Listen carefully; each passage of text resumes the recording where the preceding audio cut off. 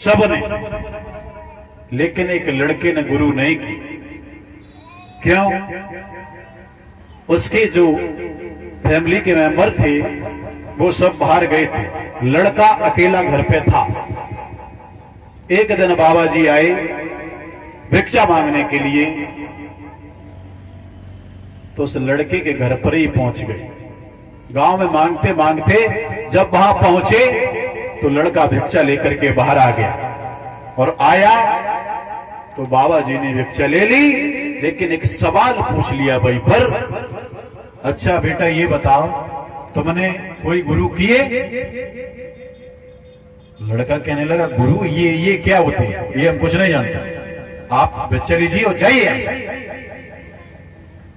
बाबा जी ने भिक्षा वहीं फेंक दी और आगे बढ़ गए। पड़ोसियों ने देखा बात क्या थी, पूछने लगे बाबा जी क्या बात है, किसने कोई गुरु नहीं की और हमें ये भिक्षा दे रहा, चल दी। चले गए। लड़का घर पे, कुछ समय के बाद उसके जो परिवार के लोग थे, घर के लोग थे, आए। पड़ोसियों की तो आदत होती, पहले बता देते हैं आज तुम्हारे घर में ऐसा हुआ, उन्होंने ऐसा कहा। जैसे ही वो आए हैं तुरंत बता दिया, सुनो एक बाबा जी आए थे घर पे तुम्हारे। हाँ आए होंगे, तुम्हारे लड़के से उन्होंने भिक्षा नहीं ली। क्यों? क्योंकि तुम्हारे पुत्र ने कोई गुरु नहीं किए। अरे गुरु नहीं किए तो क्या बात है, भिक्षा लेनी चाहिए थी। नहीं, साधु संत बिना गुरु की भिक्षा नहीं लेते। लड़के को श्रोता बंधु वहीं उसके माता पिता ने निकाल दिया कि घर में तब प्रवेश करना जब तुम कोई गुरु कर लो, तब से घर में नहीं घुसना, उससे पहले याद रखना। लड़का चला गया। अब गुरु कैसे करें, कहां करें, किन्हें बनाएं, मतलब जानता ही नहीं था। चल दिया आगे बढ़ाए। रास्ते में क्रोधी संत मिले, महात्मा मिले, कहने लगा वो लड़का ध्यान देना श्रोता बंधु, गुरु करना क्यों जरूरी होता है। गुरु करना बहुत जरूरी। कैसे? जब रास्ते में क्रोधी संत मिले, कहने लगा लड़का बाबा जी हमें अपना शिष्य बना लो। महात्मा जी कहने लगे आज दिन तक हमारा कोई शिष्य नहीं, तुझे हम कैसे बना लेंगे? नहीं हमें बना लो। हमें घर वालों ने निकाल दिया और ये कहा जब तक कोई गुरु नहीं बनाएगा तब तक तुझे हम घर में नहीं प्रवेश कराएंगे। श्रोता बंधुओं, जिस समय साधु ने ये कहा ऐसे नहीं हम शिष्य स्वीकार करेंगे, तो आप बताओ हम वैसे ही बन जाएंगे। कहा एक हमारे पास बकरी है, बकरी। हाँ, इसका पेट भर के जिस दिन लाओगे उसी दिन हम तुम्हें शिष्य बनाएंगे। हाँ। लड़का ने कहा ये कौन सी बड़ी बात है, एक बकरी 10 मिनट का काम। चल दिया बकरी लेकर के खेतों पर। श्रोता बंधु, बकरी को पूरा पेट भर लिया, पूरी बकरी अपराधी और पुनः वापस आए। वो लड़का कहने लगा बाबा जी लो बकरी तुम्हारे पास, इसका पेट भर गया, अब मुझे शिष्य बनाओ। अब क्या?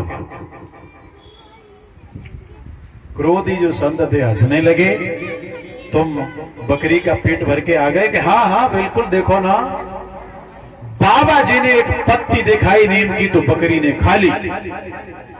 कहने लगे बेटा ये तो अभी भूखी है, देखो। पुनः फिर गया। कुछ समय तक यही रूटीन चलता रहा। कुछ समय के बाद, श्रोता बंधुओं ध्यान देना, गौर करना मेरी बात पर।